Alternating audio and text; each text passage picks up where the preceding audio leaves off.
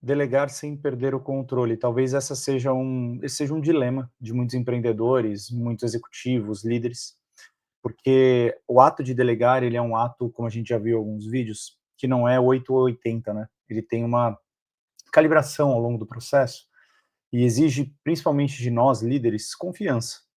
Só que uma coisa é nós confiarmos, outra coisa é nós largarmos.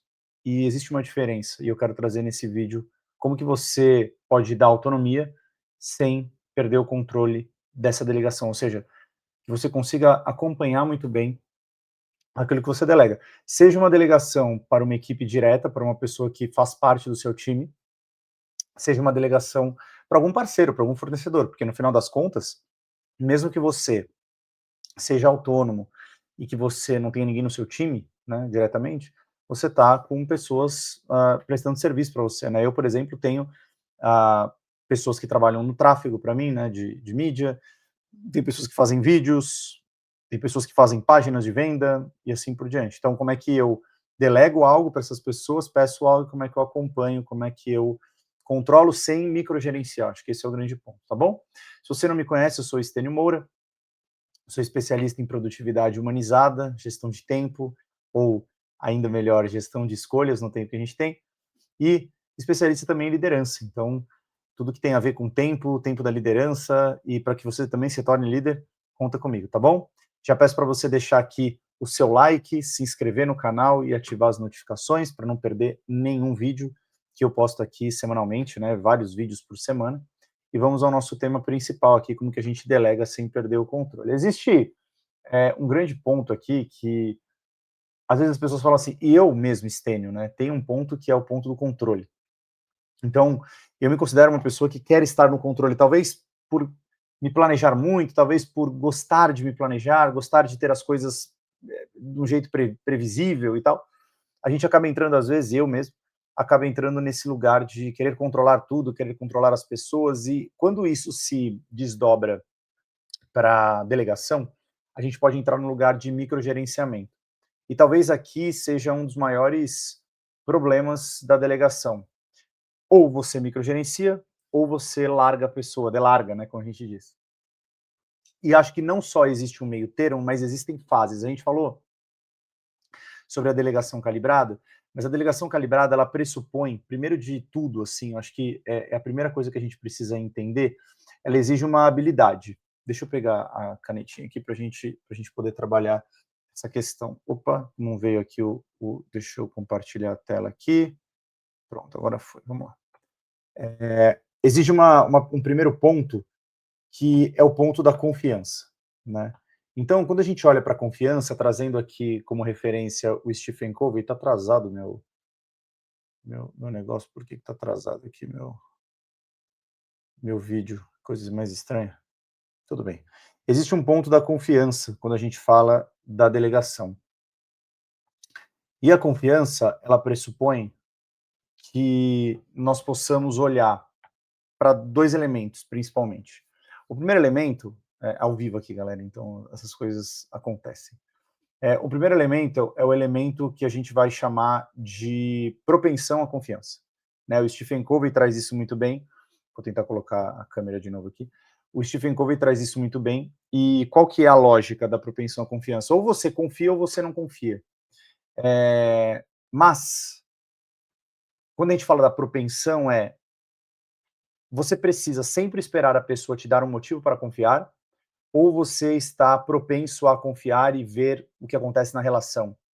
Porque a lógica é sempre uma via de mão dupla. Você se coloca à disposição para confiar, e a partir de uma análise, a pessoa vai demonstrando se você pode ou não confiar nela. Então, o primeiro ponto para a gente poder falar da delegação com controle sem controlar, né, sem perder esse controle, mas não microgerenciando a pessoa, é entender que a gente precisa confiar. Então, ao delegar algo para alguém, a gente precisa confiar que a pessoa é capaz de realizar aquilo. E aí, como que a gente faz esse controle, no final, esse acompanhamento, né? Eu acho que tem algumas fases. Se a gente está falando, né, de uma confiança ou de uma delegação calibrada, a gente está falando que existem 5 grandes níveis para essa delegação. E a gente vai passar por esses níveis, né? E eu já falei isso em outros vídeos, mas desde um nível de fazer junto com a pessoa, ou mostrar a pessoa como fazer e ela fazer comigo, até o nível dela fazer totalmente sozinha. O grande ponto aqui é que você precisa definir 5 grandes marcos para esse processo de delegação. Quais são esses 5 grandes marcos? O primeiro grande marco é você definir o que você espera daquela delegação para a pessoa. Então, assim, olha, o que eu espero dessa delegação é que você me entregue isso em tal data. O segundo grande ponto a ser delegado ou a ser combinado são os checkpoints. Cara, isso é muito importante, porque assim, por exemplo, quando eu era líder numa agência, eu tinha várias pessoas hierarquicamente abaixo de mim, eu não tinha tanta consciência sobre isso. Então, o que, que eu fazia? Eu, às vezes, microgerenciava demais e fazia muito follow-up no cronograma. Então, vamos supor que eu delegava uma coisa dia 1, e aí a coisa era para o dia 10. Eu ficava do dia 1 ao dia 10 cobrando todos os dias para ver se estava tudo bem. Isso é um grande problema, porque você não deixa as pessoas trabalharem. Isso é um problemaço, assim, na real.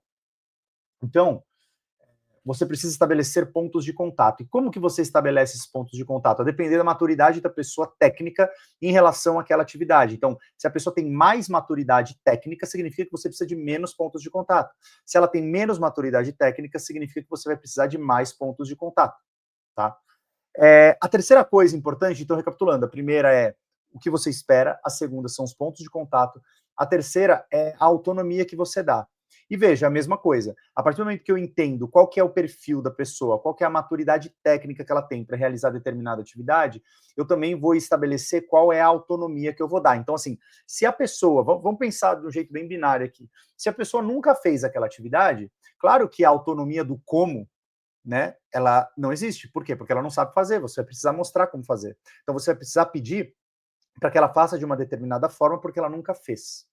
Agora, se a pessoa já fez uma, duas, três, quatro vezes, você pode dar autonomia no como, não precisa necessariamente ser do jeito que você faria, tá? Então, isso é um jeito inteligente de você delegar, de você ir soltando a corda na autonomia. Então, definir as expectativas, criar os pontos de contato e estabelecer muito claramente a autonomia do como. Qual que é a quarta e a quinta, o quinto ponto aqui para a gente delegar com controle sem controlar as pessoas? O quarto ponto são métricas muito objetivas. Então, assim, eu estou te delegando isso, eu espero que você entregue isso até tal data, e eu vou medir se foi sucesso, se você me entregar, assim, assim, assado. Tá? Então, são as métricas que não necessariamente têm a ver com números, mas tem a ver com provas tangíveis, fatos. Como é que eu vou saber que essa atividade foi feita da maneira correta? Então, eu estou te delegando para fazer esse relatório específico de vendas até sexta-feira. E eu quero que ele seja da seguinte forma: você pode entregar esse resultado, mas eu espero no final encontrar uma planilha com as colunas estabelecendo o antes e o depois. Eu preciso que você estabeleça qual foi o nosso crescimento, eu preciso que você estabeleça YZW lá. Então, quanto mais você estabelecer as métricas, melhor fica, inclusive, para você dar os feedbacks. A gente vai falar de feedback em algum vídeo aqui, provavelmente, porque é uma habilidade também importante, mas estabelecer as métricas vai dar também a chance de você, na delegação, desenvolver a pessoa através dos feedbacks, tá? E aqui, talvez, o quinto ponto seja o ponto mais importante do processo de delegação e, principalmente, do processo de criar autonomia sem controlar, mas mantendo o acompanhamento, que é só interfira em red flags.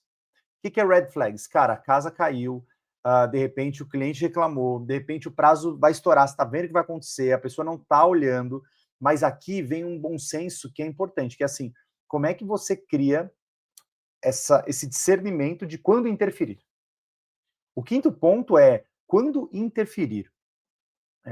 Então, atenção para não microgerenciar, atenção para não fazer pela pessoa, e por isso que é importante a delegação calibrada. No vídeo passado eu falei muito sobre esses 5 níveis da delegação calibrada. Quanto mais você entende que momento a pessoa está para realizar aquela atividade, mais você vai ter discernimento de quando você deveria entrar, quando você deveria interferir no trabalho da pessoa, tá?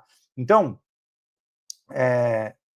o que é importante, assim, não sufoque as pessoas, não traga excesso de cobrança desproporcional. Então, é muito, de forma muito racional. O que eu preciso delegar?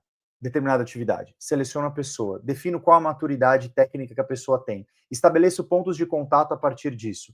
Deixo muito claro o que eu espero nessa delegação. Não posso também virar e falar assim: ah, eu quero que você faça relatório para mim.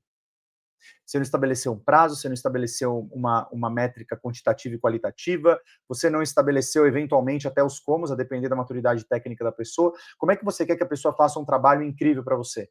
O briefing é uma das coisas mais importantes, né? O que eu espero, para quem eu espero, qual é o prazo. Às vezes eu sei que isso pode parecer um pouco óbvio na hora que você ouve, mas eu quero que você pense o quão não é óbvio na hora que você faz.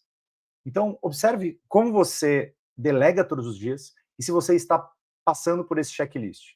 Então, apenas para a gente recapitular, defina o que é esperado, defina os pontos de contato, então se vai ser diário, se vai ser semanal, se vai ser quinzenal, se vai ser mensal. Defina a autonomia que a pessoa vai ter nos comos, defina métricas objetivas e só interfira quando a casa cair, tá bom? Porque você precisa dar espaço para as pessoas se desenvolverem. Eu tenho falado bastante uma coisa em treinamento que é o seguinte, cara, as pessoas só desenvolvem sob estresse, as pessoas só desenvolvem sobre desafios, e não é sob estresse de, vamos botar pressão, não é isso.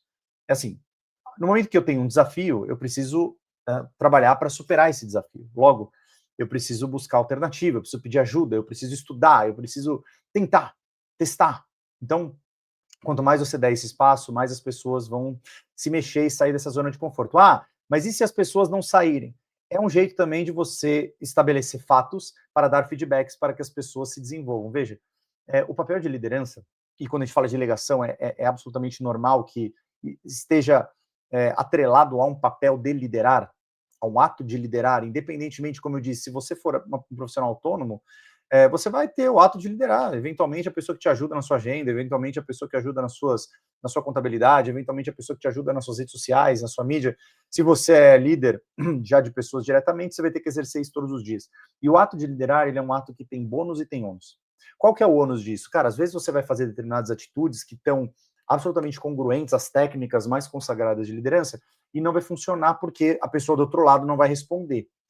Logo, a culpa nem é sua nem é da pessoa. Você precisa criar outra abordagem para poder delegar, para poder dar feedback, para poder se aproximar, para poder alinhar expectativa e assim por diante. Então, o processo de liderar é um processo árduo mesmo, é um processo de consistência, é um processo que não acontece do dia para a noite. Então, você precisa estabelecer aí uma certa rotina para poder desenvolver as pessoas. Stênio, mas isso é muito chato, acho que as pessoas deveriam fazer as coisas sem a gente pedir, porque deveria ter um pouco mais de proatividade. Isso é só uma questão de opinião. Talvez eu também acho que isso seja necessário, mas uma vez que a pessoa está no seu time, uma vez que a pessoa faz algum tipo de trabalho para você, é seu papel também desenvolvê-la através de desafios, através de provocação, através de feedbacks, delegações e assim por diante.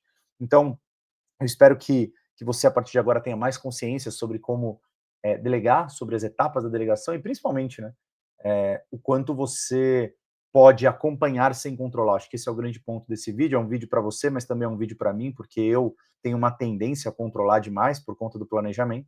E se esse vídeo fez sentido para você, deixa aqui seu like, se inscreve no canal, ativa as notificações para receber outros vídeos. E deixar aqui o convite para você deixar os seus comentários para me dizer se esse vídeo fez sentido para você, se você gostaria de ver outros vídeos sobre esse tema, ou qual outro tema que você gostaria de ver aqui no canal. Beleza? Fique com Deus e até o próximo vídeo.